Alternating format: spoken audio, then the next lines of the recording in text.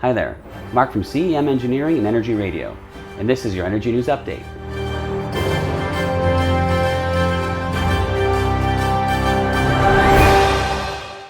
In this week's headlines: first death from Hurricane Ida, power out across New Orleans. Tesla files to become an electricity provider in Texas. Trudeau pledges stricter rules to get oil companies to cut emissions in climate plan. Top CEOs urge diversification as Alberta grapples to find its place in a changing world. We're going to head over to my colleague Lisa Katz for this week's top stories. Thank you, Mark, and welcome to this week's edition of Energy News.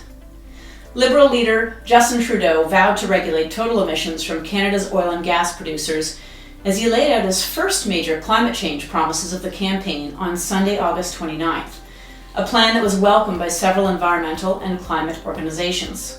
Trudeau said that if re-elected, the Liberals will set out regulated 5-year targets for emissions from oil and gas production to get them to net zero emissions by 2050, but also create a $2 billion fund to create jobs in oil and gas reliant communities in Alberta, Saskatchewan, Newfoundland, and Labrador. Oil and gas companies would also have to reduce methane emissions by at least 75% from 2012 levels by 2030, up from the previous requirement of 50%.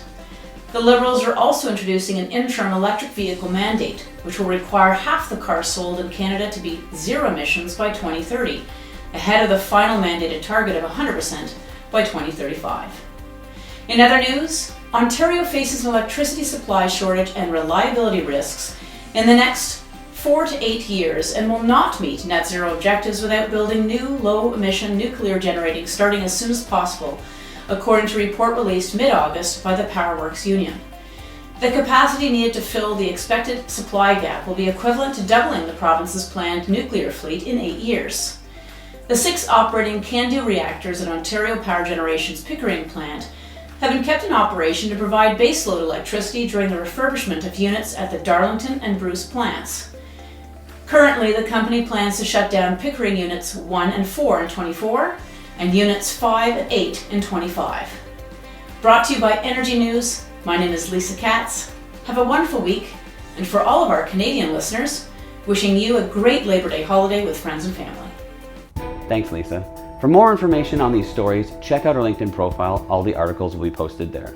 This has been your Energy News Update, and as always, power your purpose.